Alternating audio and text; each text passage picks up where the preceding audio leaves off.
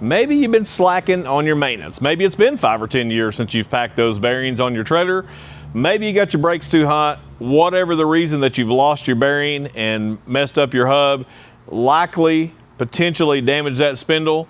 Well, today I'm gonna show you how I remove and reinstall a spindle on a trailer axle. There's many things that can damage a spindle. You need to know what to look for to make sure it is damaged beyond repair. Today we're gonna be working on a 3,500 pound idler axle, just for the simple fact it doesn't have the brakes and stuff on it, so it's gonna be a little easier to see. It's gonna be a little easier for me to remove it. I'm gonna show you what steps I take to remove a spindle, how you put one back on, the differences in spindles and axles. Just gonna kind of cover all of that. Be sure to stick around at the end of the video, because when we get done, I'm gonna show you when I believe it's best to replace a spindle. So you're gonna need some safety gear, you're gonna need a grinder, and you're gonna need a hammer, maybe even a chisel, and maybe some patience or maybe a lot of patience. So the first thing we're gonna do, we'll move the camera down here, is this is the weld where the spindle is welded into the tube. We're basically gonna try to split this out. Everything we sacrifice, we're gonna try to sacrifice the spindle and try to leave the tube at the same length it was. Try to get it as square as possible. Another way you could do it, if you have a large bandsaw, you can cut straight down the center of this and then clean that off and get that out. That works great. I'm not gonna show that method because not everyone has a bandsaw to this size to do that. Most likely you have a grinder or can get a grinder more affordable than a bandsaw. So we're gonna start grinding. I'm not gonna show the whole time. We may time lapse it because it's gonna take a little bit. I'll try to keep up with how long it takes and we'll share that. So I'm gonna get started. We're gonna pull the camera back and let's get to grinding.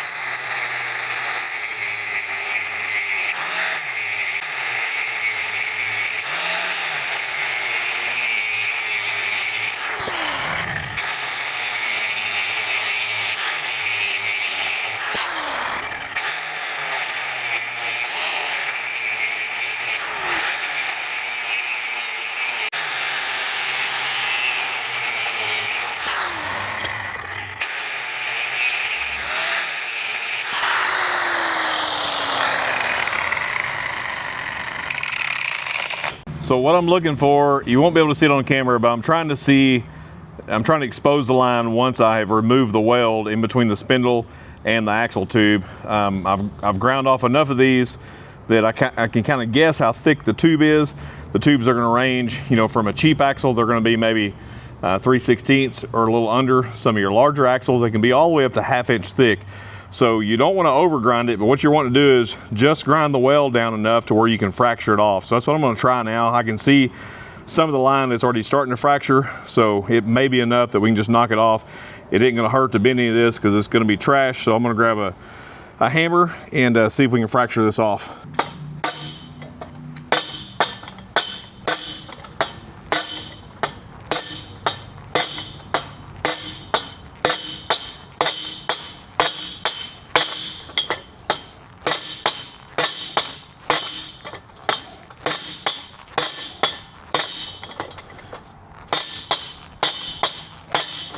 So we've got a partial fracture. Open it up. I'm gonna go ahead and take a little more material off and it should pop right out.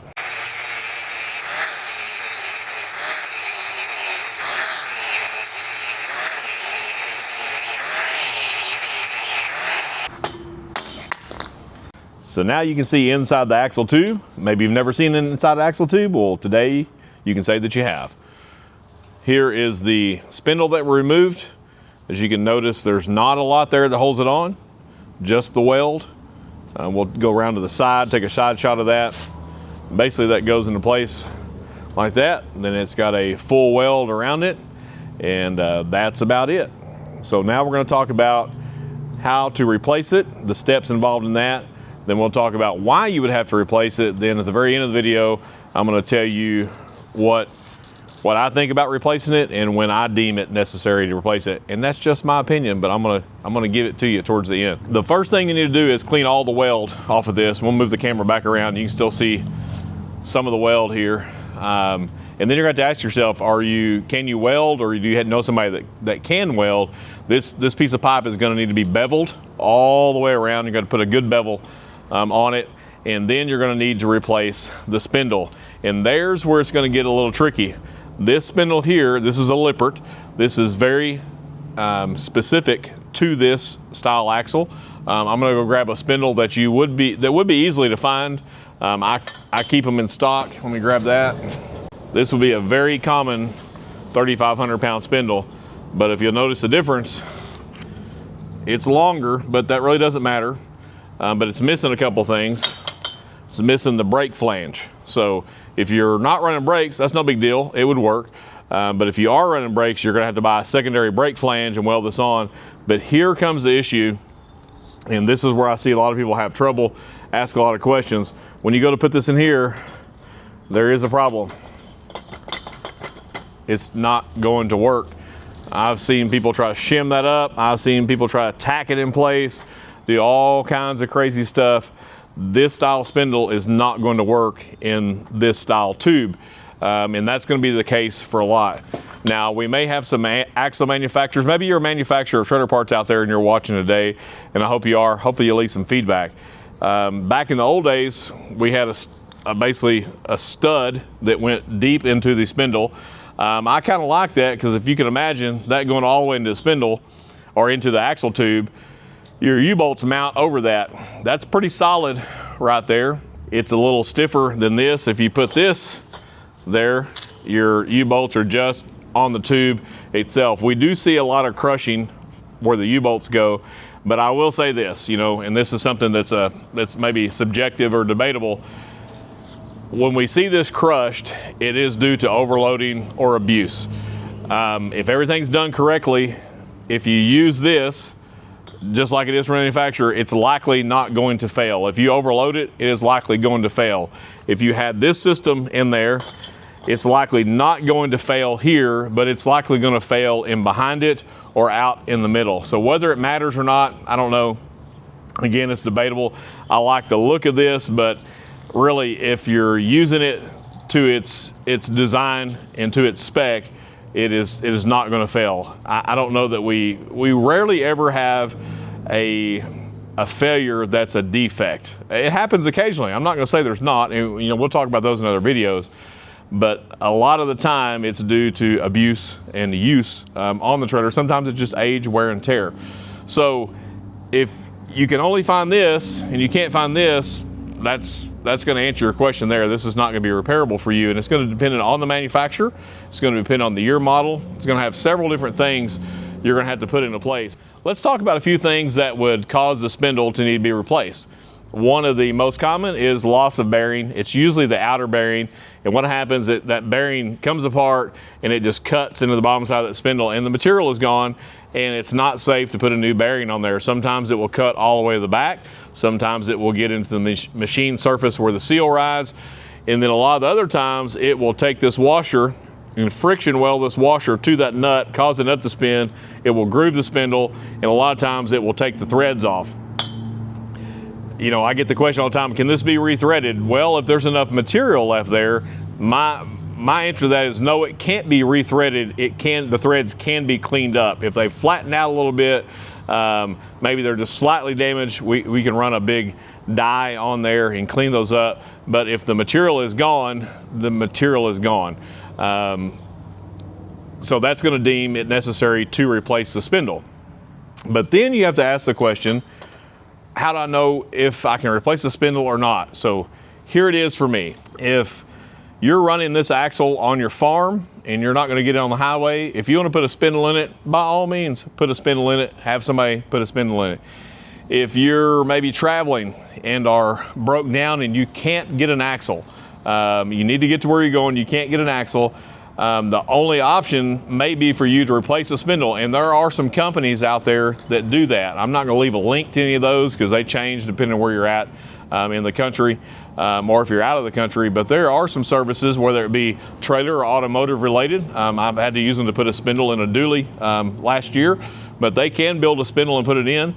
You just have to see what the cost is on that. I would say that's only acceptable if you can't get an axle.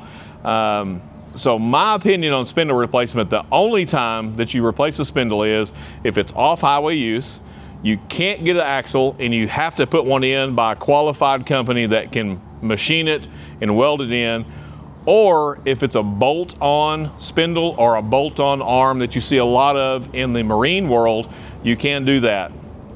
I will never replace a spindle on an axle that's going to be on highway use. I'm going to replace the axle. Many times it's just as cheap to replace the complete axle as it is to put a spindle in it.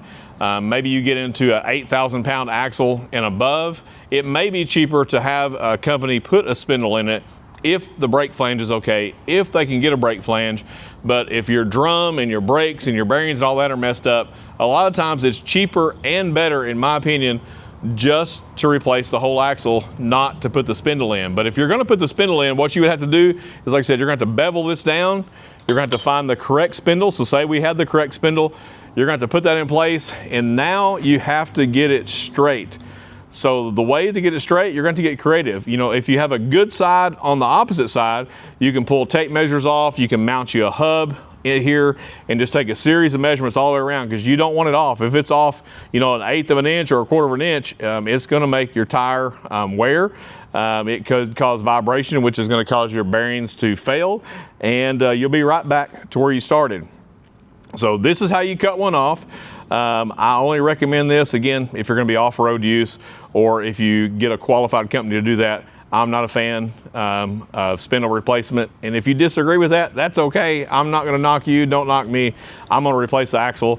I'm only going to replace this if it's a removable spindle or removable arm, and I'm going to keep it going. So whatever you do, make sure you do it safe.